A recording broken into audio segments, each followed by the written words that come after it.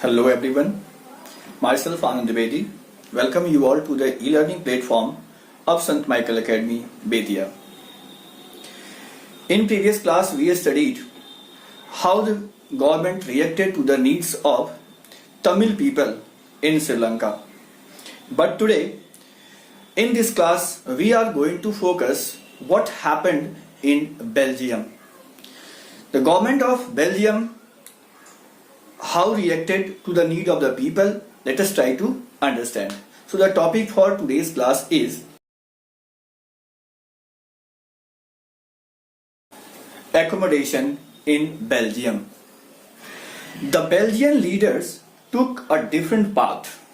They recognized the existence of regional differences and cultural diversities. The leaders of Belgium try to solve this problem in different ways. First of all, they understood the need of each and every community. They recognized the differences, they recognized the diversity which were existing at that time in Belgium, and they tried to accommodate everyone.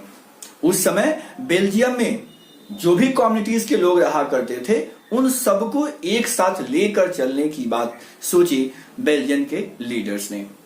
इसके लिए उन्होंने क्या किया, between 1970 to 1993 उन लोगों ने Belgium के संविधान को 4 बार अमेंड किया।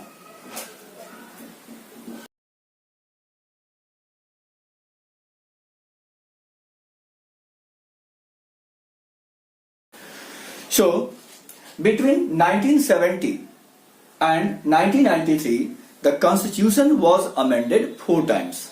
बेल्जियम के संविधान को 4 बार संशोधित किया गया। ये बार बार प्रयास किया गया कि एक समान अवसर मिल सके और उनके बीच सारे विवाद खत्म हो जाए। जब तक कि सभी कम्युनिटीज के बीच विवाद खत्म नहीं होते हैं तब तक देश का आर्थिक विकास और देश में शांति सौहार्द की भावना नहीं रह सकती है। तो इसके लिए संविधान को 4 बार 4 टाइम्स यहां पर संशोधित किया गया। इस तरह से जो अरेंजमेंट बेल्जियम की सरकार ने की वो बहुत ही इनोवेटिव था और ऐसा अरेंजमेंट पूरी दुनिया में किसी भी देश में देखने को नहीं मिला। हालांकि ये कॉम्प्लेक्स था लेकिन इसने काफी अच्छा कार्य किया।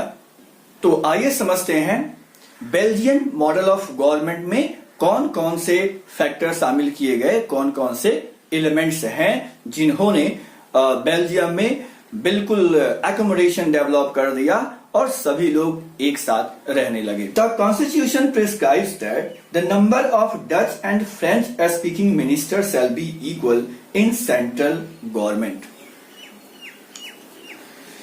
संविधान में यह लिखा गया कि डच और फ्रेंच दोनों ही कम्युनिटी के मिनिस्टर्स की संख्या सेंट्रल गवर्नमेंट में बराबर होगी।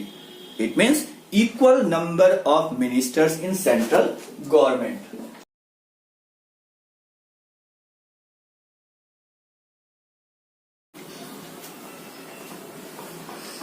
इस तरह से जितने मिनिस्टर्स डच के होंगे उतने ही मिनिस्टर्स फ्रेंच के होंगे।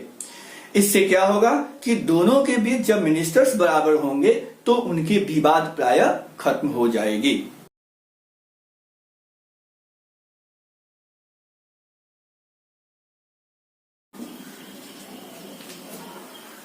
Not only this much, some special laws were made in favor of minority. ये ध्यान रखा गया कि कोई भी एक कम्युनिटी की सरकार संविधान के फंडामेंटल बेसिस को बदल नहीं सके या कोई भी एक कम्युनिटी की सरकार नियम कानूनों को बदलने में दक्ष न हो सके, किसी एक के हाथ में पावर केंद्रित न हो सके। तो ये हमेशा ख्याल रखा गया कि हर कम्युनिटी को गवर्नमेंट में इक्वल शेयर मिले, इक्वल स्टेक मिले। The next step which was taken for accommodation was formation of A state government. Central government shared many powers to the state governments of these two different communities, and these state governments were independent. States governments were not made subordinate. क्या मतलब हुआ इसका?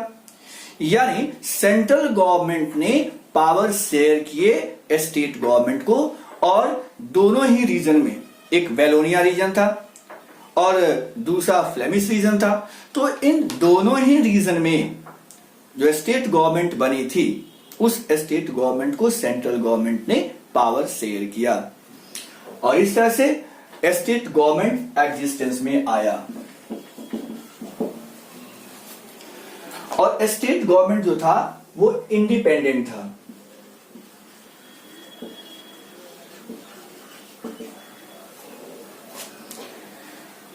State government को independent रखा गया, इसे central government का subordinate government के रूप में नहीं रखा गया। तो इस तरीके से हम कह सकते हैं कि federal structure of government Belgium में एस्टैब्लिश किया गया। जब एक से अधिक लेवल की सरकारें होती हैं तो किसी एक सरकार के वर्चस्व का मौका बहुत कम हो जाता है, और इस तरह से एक अच्छी व्यवस्था डेवलप हो पाती है। The next step which was taken in Belgium was formation of separate government in Brussels.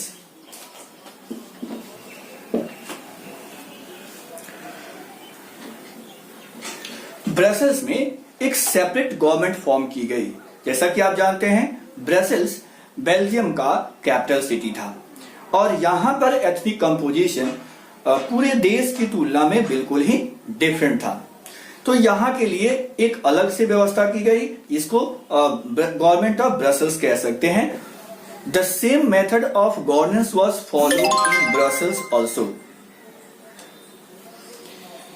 जैसा कि आपने देखा, पूरे देश में इक्वल नंबर ऑफ मिनिस्टर्स की बात की गई, यानी पूरे स्टेट में डच मिनिस्टर्स और फ्रेंच मिनिस्टर्स की संख्या एक बराबर रखी गई थी। तो ऐसा ही मॉडल ब्रसेल्स में भी फॉलो किया गया, यानी यहां भी नंबर ऑफ डच मिनिस्टर्स और नंबर ऑफ फ्रेंच मिनिस्टर्स ये इक्वल होंगे। अब इस इक्वल होने से काफी अधिक फायदे हुए, इससे दोनों कम्युनिटी खुश हो गई, दोनों कम्युनिटीज ने इस अरेंजमेंट को एक्सेप्ट कर लिया। इसका कारण क्या था वो अब हम समझते हैं।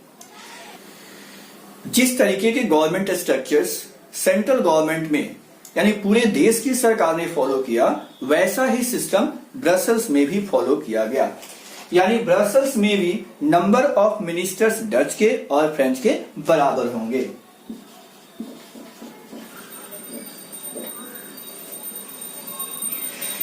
अब इसे हम समझने की कोशिश करते हैं कि जहां पूरे स्टेट में डच मेजॉरिटी में थे, वहीं ब्रसेल्स में डच माइनॉरिटी में थे। तो पूरे देश में डच मेजॉरिटी में है, लेकिन मिनिस्टर्स की संख्या अगर बराबर होती है तो डच को यहां कंप्रोमाइज करना पड़ रहा है, क्योंकि संख्या में कम होने के बावजूद फ्रेंच को भी इक्वल रिप्रेजेंटेशन मिल रहा है। तो यहां पर हम कह सकते हैं कि डच कम्युनिटी को एक तरह से कंप्रोमाइज करना पड़ रहा है, लॉस उठाना पड़ रहा है, लेकिन इस कंप्रोमाइज का, इस लॉस की क्षतिपूर्ति ब्रसेल्स में हो जाती है। ब्रसेल्स में मेजॉरिटी फ्रेंच लोगों की है, वहां पर फ्रेंच 80% थे, और फ्रेंच लोगों ने ही सबसे अधिक डेवलपमेंट का बेनिफिट उठाया था। तो यहां फ्रेंच मेजॉरिटी में है, केवल 20% ही डच हैं। इसके बावजूद भी यहां पर मिनिस्टर्स की संख्या बराबर होती है, तो यहां पर डच लोगों को बेनिफिट मिलता है। तो एक जगह पूरे स्टेट में अगर डच कंप्रोमाइज कर रहा है, लॉस बियर कर रहा है, तो ब्रुसेल्स में उसको लाभ हो रहा है। In the same way in entire nation French were in minority despite they got benefit, यहां उनको बेनिफिट मिल रहा है, इक्वल रिप्रेजेंटेशन मिल रहा है। तो वहीं ब्रसेल्स में आकर के इनकी मेजॉरिटी है, लेकिन रिप्रेजेंटेशन इनका कम मिल रहा है, डच के बराबर मिल रहा है, तो यहां इनको कंप्रोमाइज करना पड़ रहा है। यानी एक जगह डच को भी कंप्रोमाइज करना पड़ रहा है, तो दूसरी जगह बेनिफिट हो रहा है। ठीक वैसे ही फ्रेंच को एक जगह कंप्रोमाइज करना पड़ रहा है, तो दूसरी जगह बेनिफिट मिल रहा है। तो इस तरीके से दोनों म्यूचुअली एग्री हो जाते हैं, दोनों ही कम्युनिटी के लोग इस सिस्टम को एक्सेप्ट कर लेते हैं और इससे सौहार्द की स्थिति वहां पैदा हो जाती है। तो जो कॉन्फ्लिक्ट्स होते हैं वो काफी हद तक खत्म हो जाते हैं। Apart from these steps, the next step which was taken by Belgian government was formation of community government. यहां पर एक और सरकार बनती है जिसको कम्युनिटी गवर्नमेंट कहते हैं।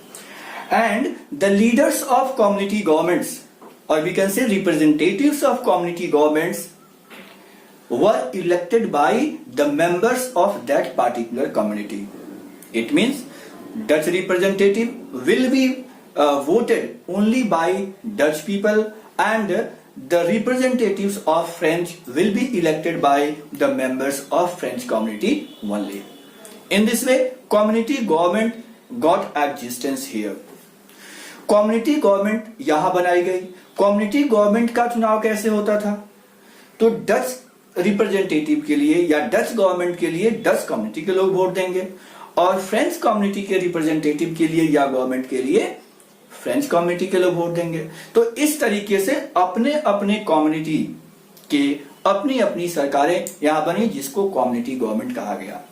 ऐसा इसलिए किया गया कि दो कम्युनिटीज के बीच जब भी कोई विवाद होंगे, कोई भी कन्फ्लिक्ट होगा, तो ये गवर्नमेंट चूंकि इक्वल पावर में है, इक्वल स्टेक में है, इक्वल शेयर में है, तो आपस में डिस्कस करके इस समस्या को सॉल्व करेंगे, न कि जनता को इसके लिए आगे आना होगा। तो ये मेथड कॉम्प्लेक्स तो है, लेकिन यह मेथड काफी कारगर साबित हुआ। कम्युनिटी गवर्नमेंट को कुछ राइट्स दिए गए। कम्युनिटी गवर्नमेंट किन किन चीजों पे कानून बना सकती थी? Let us understand the power of community government. Community governments were entitled to make laws regarding three things: about the issues of their culture, about the issue of their education, and about the issue of their language.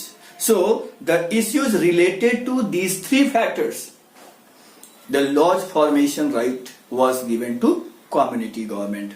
Other matters were in the hand of central government as well as to the government of Brussels. Community government के election में ये कोई जरूरी नहीं था कि कहां के लोग वोट देंगे। एक कम्युनिटी का व्यक्ति, जैसे डच स्पीकिंग कम्युनिटी है, फ्रेंच स्पीकिंग कम्युनिटी है, वो देश के किसी भी भाग में हो, वो वहां से वोट कर सकते हैं और अपनी सरकार को वो चुन सकते हैं। तो इस तरह से कम्युनिटी गवर्नमेंट का ये फॉर्मूला भी बेल्जियम की सरकार ने जो अपनाया वो काफी सार्थक साबित हुआ, काफी लाभदायक साबित हुआ। बेल्जियन मॉडल ऑफ गवर्नमेंट जिसको हमने यहां देखा, वो निस्संदेह काफी कॉम्प्लिकेटेड लग रहा है। कॉम्प्लिकेटेड है भी, लगे क्यों नहीं, लेकिन यह फॉर्म ऑफ गवर्नमेंट काफी अच्छा साबित हुआ दोनों कम्युनिटी को एक साथ जोड़ करके रखने में। तो इस कम्युनिटी का लाभ इतना हुआ कि डच स्पीकिंग कम्युनिटी और फ्रेंच स्पीकिंग कम्युनिटीज के बीच के विवाद हमेशा के लिए खत्म हो गए। Due to peace which was set up in Brussels, this city was chosen as the headquarter of European Union. European Union का हेडक्वार्टर के रूप में ब्रसेल्स को सिलेक्ट किया गया। ये यूनियन 1 नवंबर 1993 को बना हुआ था। तो इस तरीके से बेल्जियम की गवर्नमेंट ने जो भी कम्युनिटीज यहां थे उन सभी के बीच के कॉन्फ्लिक्ट्स को हमेशा के लिए खत्म कर दिया।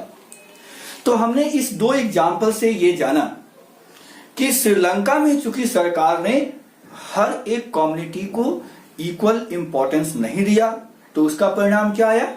Civil war. लेकिन बेल्जियम की सरकार ने हर एक कम्युनिटी को एक साथ लेकर चलने का प्रयास किया, तो रिजल्ट क्या आया? शांति की स्थापना हो गई, सभी लोग एक साथ मिलकर के सौहार्द से रहने लगे। इस दोनों स्टोरी से हमने ये सीखा कि दोनों जगहों पर जनता के द्वारा ही सरकार बनाई गई थी, दोनों जगहों पर मुद्दे भी सेम थे, matter of conflicts were same, they were trying to dominate. लेकिन हमने देखा कि दोनों ही सरकारें अलग अलग तरीके से इन समस्याओं को डील करने का प्रयास किया। तो जहां पर पावर शेयर किए गए वहां पर कॉन्फ्लिक्ट्स दूर हो गए। बेल्जियम की सरकार ने यह समझा कि जब तक हम माइनॉरिटी कम्युनिटीज को भी साथ लेकर नहीं चलेंगे, उनके अधिकार नहीं देंगे, तब तक देश में शांति व्यवस्था कायम नहीं हो सकती थी। तो उन्होंने इस इंपॉर्टेंस को समझा और उसका लाभ उन्होंने उठाया। लेकिन श्रीलंका में ऐसा देखने को नहीं मिला। श्रीलंका की गवर्नमेंट ने पावर शेयर करना नहीं चाहा। उसे यह लगा कि जो मेजॉरिटी में है उन्हीं के बल पर हम शासन कर लेंगे, लंबे समय तक हमारी सरकार चलेगी। लेकिन यह गलत सोच थी। किसी भी देश में हर एक व्यक्ति, हर एक समुदाय को बगैर पावर शेयर किए हुए वहां सरकारें नहीं चल सकती, उस देश का आर्थिक विकास नहीं हो सकता, समाज में शांति की स्थापना नहीं हो सकती है। तो आपने समझा पावर शेयरिंग कितना इंपॉर्टेंट होता है।